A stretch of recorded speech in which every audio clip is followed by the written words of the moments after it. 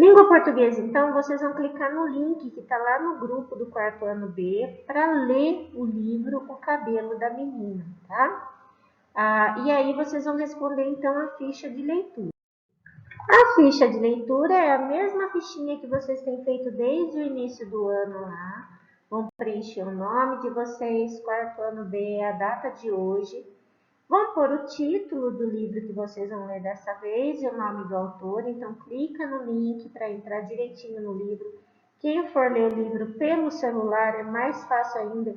Tem como pôr som, música de fundo, mexendo a tela para a direita e para a esquerda, tá bom? E aí, depois de terminar a leitura, então, vocês vão pegar e vão responder. O livro trata-se de um conto, um poema, uma história em quadrinhos, uma fábula ou outro tipo de texto, tá? Qual foi a parte que você achou mais interessante do livro? Comente sobre ela. Por que ela foi a mais interessante? Depois, na sequência, que outro título você daria à história que você leu? Diga o motivo da sua escolha. Então, aqui tem um título, mas que outro você daria? Você recomendaria esse livro para um colega? Sim ou não? Explique. Então, aqui embaixo vai falar o porquê. E vamos fazer uma ilustração bem bonita aqui sobre o livro, um desenho bem caprichado e pintado, tá? Na sequência, vamos pegar lá a avaliação de matemática segundo bimestre. Então, olha direitinho lá no material impresso qual é a avaliação de matemática. São várias folhas de exercícios, mas são exercícios bem fáceis de serem respondidos e rápidos. Aí é uma sequência de atividades que facilita na resolução. Então, o primeiro exercício que vocês têm ali é a atividade 1.1. No quadro numérico estão faltando alguns números. Descubra quais são e complete-os. 2100. Depois do 2100. 2102, 2103, 2105, 2108, 2110, e aí vai na sequência completando os números que estão faltando até chegar no último aqui no 2159, tá bom? Completando ali então, a página anterior foi essa tabela, olhando para essa tabela que você respondeu, que você completou, você vai responder. O que há em comum na escrita dos números da primeira página? Então, o que tinha de igual em todos eles? E na escrita, aliás, da primeira página não, da primeira coluna, os números da primeira coluna aqui, o que vocês observaram em comum?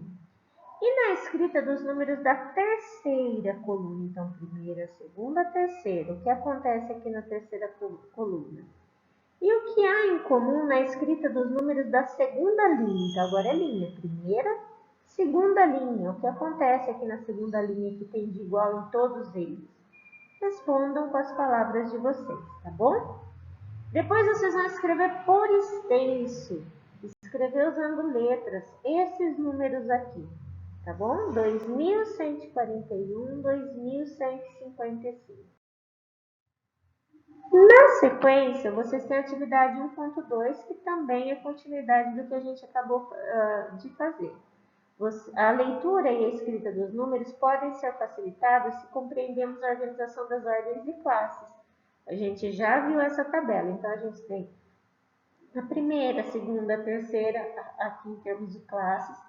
A primeira classe é das unidades simples, a segunda dos milhares e a terceira dos milhões, tá? A gente estudou até dezenas de milhares aqui, mas pela sequência aqui, mesmo que não tenha estudado, já é possível que vocês vão criando hipóteses e entendendo como funcionam as outras. As ordens, elas são numeradas da direita para a esquerda e tem nomes específicos, ou seja, unidade, dezena, centena, tá? Que também tem nomes especiais, classes das unidades simples, classes dos milhares, classes dos milhões. E aí, observando então os números que foram registrados na parte azul aqui, vocês vão responder como se lê cada um deles. Esse primeiro aqui da primeira linha, e o da segunda, e o da terceira, e o da quarta, tá bom? Quantas ordens e quantas classes tem cada um? Esse primeiro, 734. Tantas ordens, tantas classes, tá? Então, são duas respostas em cada um desses números. Depois vocês vão me dizendo, olhando nessa mesma tabelinha aí que vocês têm acima, na outra folha ali, qual deles é o maior, tá bom? Então, olhando para isso aqui. Depois, escreva no quadro os números. Então, olha que esse quadro ficou com duas linhas sem nada. E aí, vocês vão preencher escrevendo 2.739 e, por último, 13.408, tá bom? Aí vem a atividade 1.3. A professora de Beatriz distribuiu fichas aos seus alunos. Então, essas são as fichas, tá bom? 12.327, 12.343 e por aí vai. Depois pediu que as organizassem em ordem crescente, ou seja, do menor para o maior, do pequeno para o grande.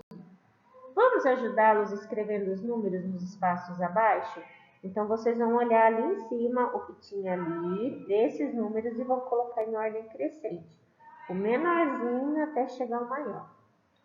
Localize as fichas que apresentam números pares e as coloque em ordem decrescente. Então, qual delas tem número par? Lembrando que para saber se é par, sempre vocês vão olhar para a casinha das unidades, tá bom? E aí vocês vão organizar esses números pares em ordem decrescente, ou seja, do maior para o menor, do grandão para o pequeno. E qual ficha apresenta o maior número ímpar? Então, qual delas tem o número ímpar maior? Não é só observar, claro que para descobrir qual ficha é número ímpar, vocês vão olhar para a unidade deles.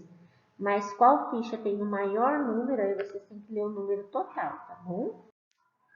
E por último ali, vocês vão escrever na tabela ao lado o número de vértices, de faces e de arestas.